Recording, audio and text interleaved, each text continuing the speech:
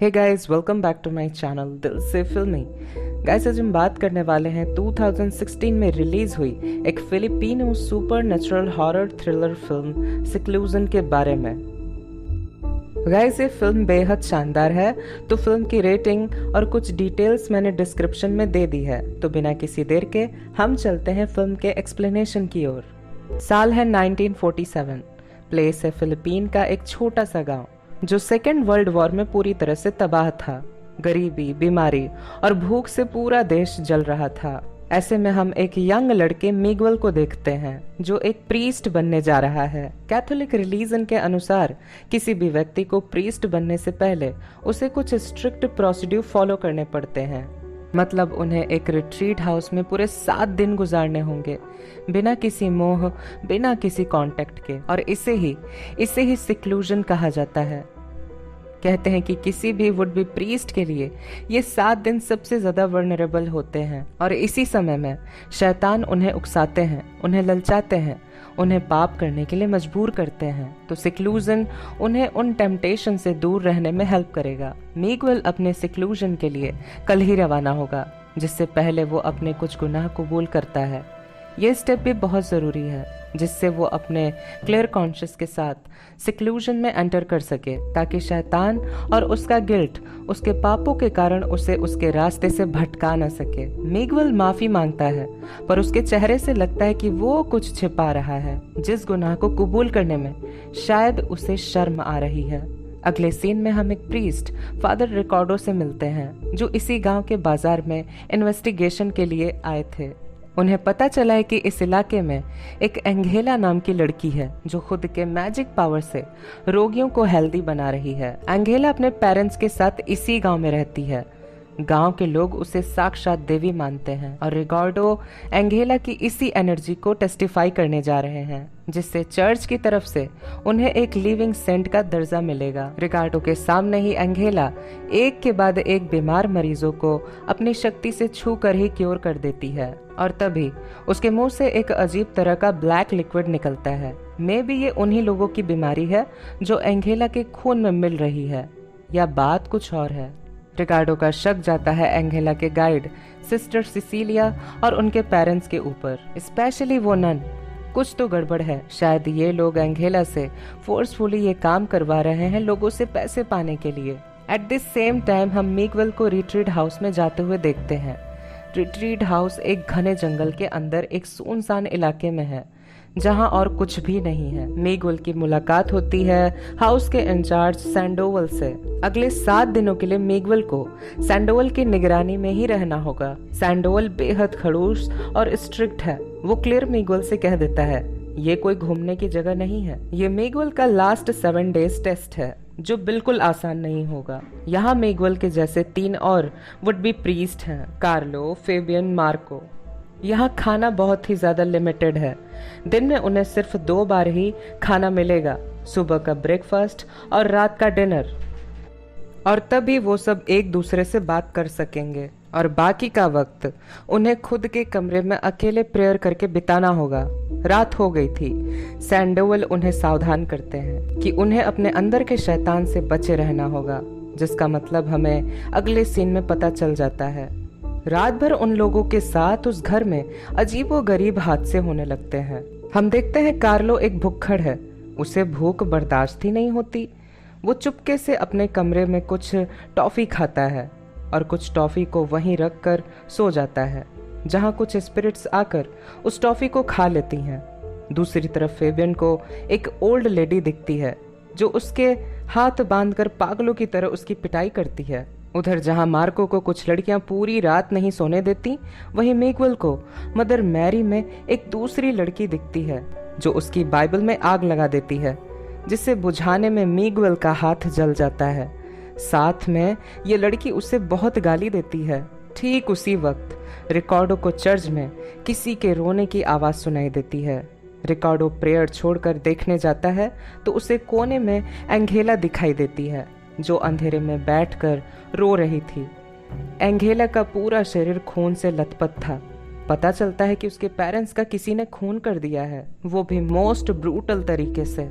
सबका कहना था कि ये शायद लुटेरों का काम है, क्योंकि गांव में सभी को पता था इन दिनों इस परिवार के पास बहुत पैसा है। और कुछ लोग तो उस नन पर भी शक कर रहे थे। एंगेला किसी तरह चर्च में छिपकर बच तो गई थी, पर वो शॉक में आ गई थी, किसी से कुछ भी नहीं कह पा रही थी। कुछ देर बाद ही सिस्टर सिसिलिया हाजिर हो जाती हैं। चर्च में एंगेला सिर्फ उनके साथ ही सेफ फील कर रही थी, तो अभी सिस्टर सिसिलिया पर एंगेला की कस्टडी सौंप दी जाती है। उन दोनों की सेफ्टी के लिए उसी रात उन्हें एक सीक्रेट जगह पर भेज दिया जाता है, जिसके बारे में सिर्फ बिशप को पता था। अबे रिकार्डो को ये डिसीजन बिल्कुल ठीक नहीं लग रहा था। वो बिशप को समझाने की कोशिश करता है, लेकिन बिशप सिर्फ उसे अपनी इन्वेस्टिगेशन पर ध्यान देने को ही कहते हैं। असल में वो सभी मान चुके थे कि एंगेला एक लिविंग सेंट है। अभी एंगेला और सिसिलिया रवाना हो जाते हैं। जब उनकी गाड़ी जाकर रुकती है दरवाजे पर, तब हमें पता चलता है कि उन्हें भी उसी रिट्रीट हाउस में भेजा गया है जहाँ मिगुएल रह रहा है। इनिशियली सैंडोवल उन्हें वहां रहने से मना करता है, क्योंकि उससे उन न्यूएस्ट प्रीस्ट की प्रॉब्लम बढ़ सकती है, बट बिशप का ऑर्डर तो मानना ही होगा। फाइनली उन्हें एक स्टोर रूम में जगह मिलती है। इससे एंगेला बिल्कुल अपसेट नहीं होती, बिकॉज उसका इंटेंशन शायद कुछ अलग था। सिस्टर सिसिलिया को भूख नहीं लगी थी, तो एंगेला अकेले ही जाती है खाना खाने। वहां हमें पता चलता है कि एंगेला के पास लोगों का माइंड रीड करने की शक्ति भी है। किसी को देखकर वो उनके बारे में सब कुछ जान लेती है। जैसे सैंडोवल को देखकर ही उसे पता चल जाता है कि सैंडोवल पहले एक प्रीस्ट हुआ करता था, बट किसी गलती के लिए चर्च से उसे निकाल दिया गया, और तब से ही वो इतना खड़ूस है। एंगेला उसे समझाती है कि गॉड ने उसे माफ किया है, उसे तो अपने लाइफ का न्यू पर्पस ढूंढना चाहिए। इन बातों से सैंडोवल बेहद एक्साइटेड हो जाता है और रोते रोते कमरे से निकल जाता है। एंगेला, वो बेचारी बच्ची इतने बड़े घर में गुम हो गई थी। वो मिगुएल के दरवाजे पर दस्तक देती है, उसे कमरे तक पहुंचाने की रिक्वेस्ट करती है। जब मिगुएल उसे उसके कमरे तक छोड़ता है, तब एंगेला मिगुएल के हाथों को छूकर उसके जले हाथों को ठीक कर देती है और आगे से उसे अलर्ट होने को कहती है। अगले दिन एक अजीब हादसा होता है। सैंडोवल इस घर की सारी रिस्पॉन्सिबिलिटी एंगेला को सौंप देता है और खुद रिट्रीट हाउस छोड़कर निकल जाता है। सैंडोवल कहता है कि उसे नई दिशा मिल चुकी है। एंगेला ने उसकी आंखें खोल दी। दूसरी तरफ हम फादर रिकार्डो को देखते हैं, उन लोगों से बात करते हुए जिन्हें एंगेला से हेल्प मिली थी। काफी लोग उसकी तारीफ करते हैं, बट उस नन की नहीं। पता चलता है एंगेला और उसका परिवार पहले कोई डोनेशन नहीं लेते थे, लेकिन उस नन के आने के बाद ही सब कुछ शुरू हुआ। एंगेला जब टायर्ड फील करती थी, तब भी वो नन उसे फोर्स करती थी लोगों को क्योर करने के लिए। कुछ ऑफिशियल्स से मिलके उन्हें पता चलता है कि सिसिलिया को उसके अब्यूसिव नेचर के लिए ही कॉन्वेंट से निकाल दिया गया था। वो बच्चों को मारती थी, इवन एक को तो उसने जान से ही मार डाला। इसके बाद फादर रिकार्डो जाते हैं उस गांव में जहां सिस्टर सिसिलिया रहती थी। वो मिलते हैं उस मदर सुपीरियर से जिस ऑर्फनेज में सिसिलिया काम करती थी, लेकिन वो रिकार्डो से कुछ नहीं बताती। सिर्फ एक फाइल देकर वो वहां से उन्हें चले जाने को कहती हैं। लगता है सिसिलिया से इस मदर सुपीरियर को कुछ ज्यादा ही नफरत है। रिकार्डो को फाइल पढ़कर पता चलता है कि ये नन जिस कॉन्वेंट में टीचर थी, वहां वर्ल्ड वॉर के टाइम हमला हुआ। सिसिलिया पर कई लोगों ने मिलकर रेप किया और उन लोगों ने जब कॉन्वेंट में आग लगा दी तो उसी आग से सिसिलिया का आधा चेहरा भी जल गया था। लेकिन अभी तो सिसिलिया का चेहरा बिल्कुल ठीक है। दूसरी तरफ जब रिट्रीट हाउस में सब खाना खाने जाते हैं तो हमें पता चलता है कि वहां पर रखे सारे ब्रेड्स खराब हो चुके हैं और अभी एंगेला अपनी शक्ति से उन सारे ब्रेड्स को बिल्कुल ठीक कर देती है और पानी को वाइन में बदल देती है। सभी हैरानी के साथ बेहद हैप्पी थे, सिवाय मिगुएल के। पता नहीं उसे ये सब बिल्कुल ठीक नहीं लग रहा, स्पेशली ये लड़की, इससे कुछ नेगेटिव वाइब्स आ रहे थे। उसी रात कार्लो किचन में खाना चुराने जाता है, बट वहां सिसिलिया और एंगेला को देखकर रुक जाता है। वो बात घुमाने की कोशिश करता है, लेकिन एंगेला उसके सारे मन की बात जानती थी। वो उसे सारे ब्रेड्स दे देती है, कहती है भगवान को पाने के लिए भूखे पेट सोना नहीं पड़ता। वैसे इतना खाकर भी कार्लो को नींद नहीं आती। वहीं दो स्पिरिट्स उसे हॉन्ट करने लगती हैं और हमें पता चलता है कि ये दो स्पिरिट्स कार्लो के भाई हैं। वर्ल्ड वॉर के टाइम कार्लो की फैमिली को ज़्यादा खाना नहीं मिलता था, जितना मिलता था वो सब कार्लो खा जाता था, जिस वजह से इन दोनों भाइयों को भूखे पेट ही मरना पड़ा। यही है कार्लो का पाप। इसी से छुटकारा पाने के लिए वो प्रीस्ट बनने आया है, लेकिन उसने ये पाप कभी कबूला नहीं। उधर फिर से मिगुएल को वर्जिन मैरी में वही लड़की दिखती है। पता चलता है इसका नाम इरीना है और वो मिगुएल की लवर थी और मिगुएल ने प्रीस्ट बनने के लिए उसे छोड़ दिया। अभी इरीना फिर से उस पर चिल्लाती है। मिगुएल को इतना ज़्यादा डर लग रहा था कि वो रूम से बाहर भाग जाता है और बाहर तो एंगेला जैसे उसी के लिए खड़ी थी। एंगेला मिगुएल से कहती है कि तुम्हें इरीना को भूलने की ज़रूरत नहीं, और तभी हम कार्लो के चिल्लाने की आवाज़ सुनते हैं। उसने इतना खा लिया था कि वो उल्टी करने लगा था। उसकी हालत बेहद ख़राब हो रही थी। वो एंगेला से रिक्वेस्ट करता है उसे ठीक करने के लिए। बदले में वो वही करेगा जैसा एंगेला उसे कहेगी। अगले दिन कार्लो बिल्कुल ठीक हो चुका था और वो उसी स्पीड में खाना खाता है जैसा वो पहले खाता था। उधर फादर रिकार्डो को पता चलता है कि जिन्हें एंगेला से क्योर मिला था वो एंगेला को पूजने लगे थे। उनका भरोसा भगवान पर से उठ चुका था।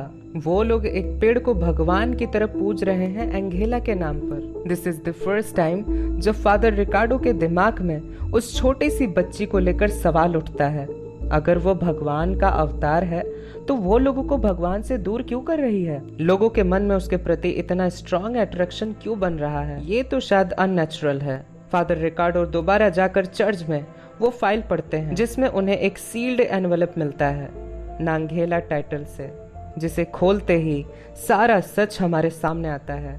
रिकार्डो को पता चलता है नाहेला का मतलब है डेविल इनकारनेशन और ये शब्द एंगेला का अरेंजमेंट है।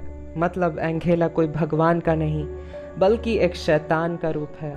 दरअसल एंगेला एक अनाथ थी। उसके जन्म के बारे में किसी को पता नहीं था। वो उसी ऑर्फनेज में पली बढ़ी जहाँ सिस्टर सिसिलिया टीचर थी। सिसिलिया के अब्यूसिव नेचर को जान के एंगेला ने उसे अपने वश में किया। बाद में एंगेला को एक परिवार ने गोद लिया और जब सिसिलिया को स्कूल से निकाल दिया गया तो वो एंगेला के साथ रहने लगी।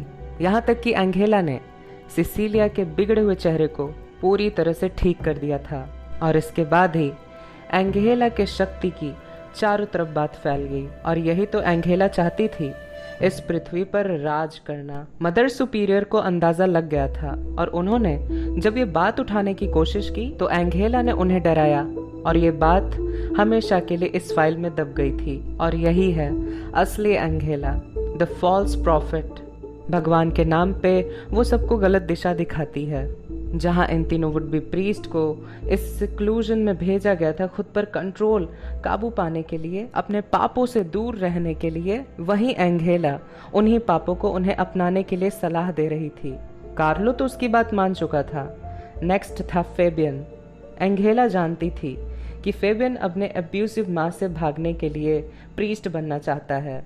बचपन से फेबियन की माँ ने उसे टॉर्चर किया and at the result Fabian के भीतर औरतों के प्रति नफरत का जन्म हुआ। फेबियन इसी अब्यूसिव माइंड थिंग से भागना चाहता है, बट एंगेला ऐसा नहीं चाहती थी। वो सिस्टर सिसिलिया को उसके पास भेजती है उसे उकसाने के लिए और फेबियन सिसिलिया पर अपना सारा गुस्सा निकालता है। वो सिसिलिया को मारता है, पीटता है, इवन उसका रेप भी करता है। अभी एंगेला ये सब सिर्फ अपनी आंखों से देखती ही नहीं बल्कि वो फेबियन को सपोर्ट भी करती है। अगला था मार्को। हमें पता चलता है ही इज अ प्रोडोफाइल। वो छोटे बच्चे स्पेशली बच्चियों को सेक्सुअली डिजायर करता है और एंगेला को तो इसमें कोई पाप नहीं दिखता। वो मार्को को ऐसे ही अपनाती है। वो कहती है वो जैसा है वैसे ही गॉड को पा सकता है, खुद को किसी भी चीज से रोकने की जरूरत नहीं। फेबियन, कार्लो, मार्को तीनों एंगेला की चपेट में आ चुके थे। उन्हें लग रहा था कि ये लड़की भगवान है। एंगेला सबको फंसा चुकी थी सिवाय मिगुएल को छोड़।